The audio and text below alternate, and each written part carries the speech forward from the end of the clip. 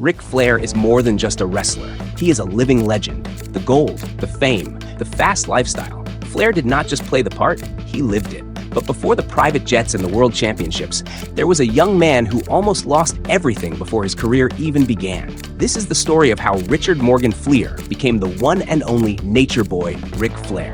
The birth of a wrestling icon. Born in 1949, Ric Flair was adopted into a middle-class family in Minnesota. He was an athlete from the start, excelling in football, wrestling, and track.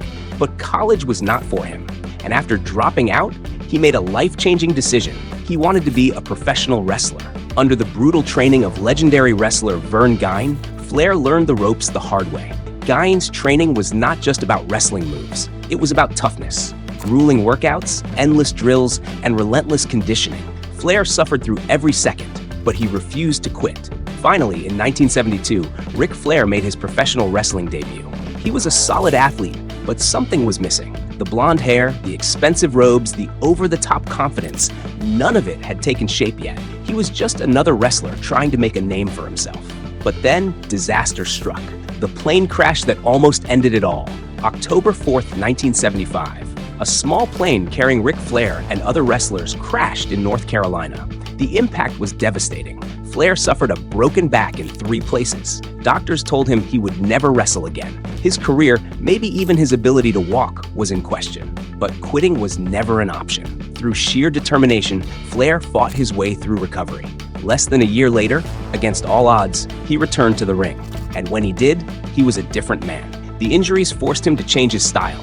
No more power moves, no more brute strength. Instead, he became the ultimate strategist, relying on ring psychology, technical skill, and, most importantly, cheating to win. And with that transformation, the Nature Boy was born. The injury should have ended his career. The plane crash should have been the final chapter. But Ric Flair did not just come back, he reinvented himself.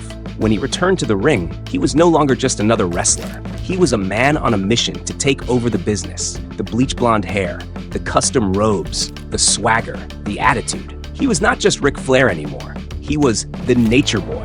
And once he became the Nature Boy, there was no stopping him, becoming the man. By the late 1970s, Flair had taken over Jim Crockett Promotions and was on the fast track to superstardom. He was not just winning matches, he was stealing the show. The wrestling world took notice, and in 1981, Flair won his first NWA World Heavyweight Championship. That victory was just the beginning. Over the next decade, Flair dominated wrestling like no one before him. He defended his title across the world, battling legends like Harley Race, Dusty Rhodes, and Ricky Steamboat. Every match was a masterpiece of storytelling, and every promo was pure gold. Flair was not just a champion, he was the man, and he made sure everyone knew it. The Four Horsemen, wrestling's first supergroup. Most wrestlers stand alone. Flair built an army. In 1985, the wrestling world changed forever when Flair, along with Arn Anderson, Ole Anderson, and Tully Blanchard, formed the Four Horsemen. They were not just a faction, they were a revolution.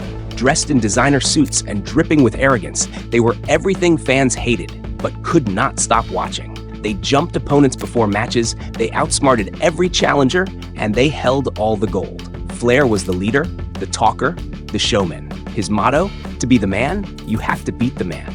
And very few ever did. Legendary feuds that defined an era. Dusty Rhodes, the common man versus the rich, arrogant champion. Their battles were personal, bloody, and unforgettable. Ricky Steamboat, a rivalry built on pure wrestling magic. Their trilogy of matches in 1989 is still considered some of the best wrestling ever. Sting, the young, explosive athlete against the veteran champion. Their clash at Clash of the Champions in 1988 put Sting on the map. Hulk Hogan. When Flair jumped to WWF in 1991, fans finally got to see Flair versus Hogan on the biggest stage. It was a battle of two worlds colliding. Flair's wrestling legacy against Hogan's mainstream dominance. A legacy that will never be matched. Flair's career spanned 5 decades, with a record 16 world championships to his name. He lived the gimmick, private jets, all-night parties, and an extravagant lifestyle that blurred the line between reality and performance. Even when his in-ring days ended, his influence never faded. His signature became part of pop culture, and his promos are studied by every aspiring wrestler today. Ric Flair is not just one of the greatest wrestlers of all time. He is a standard, a measuring stick, a man who built his legend brick by brick, night after night, match after match. The Nature Boy will always be the man. What is your favorite Ric Flair match of all time? Let us know in the comments.